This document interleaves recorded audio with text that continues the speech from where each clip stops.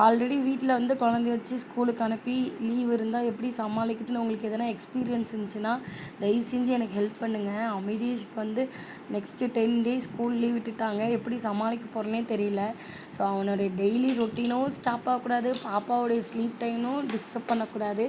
என்ன பண்ண போகிறேன்னு தெரியவே இல்லை. ஸோ ஹஸ்பண்டுக்கு வந்து லஞ்சு ஆஃபீஸ்லேயே ப்ரொவைட் பண்ணுறதால இன்றைக்கி ஸ்நாக்ஸ் மட்டும் கொடுத்து அனுப்பிச்சிட்டேன். சிவப்பு அவல் லட்டு, அப்புறம் வீட்லேயே செஞ்ச முறுக்கு, ஒரு பனானா வச்சு.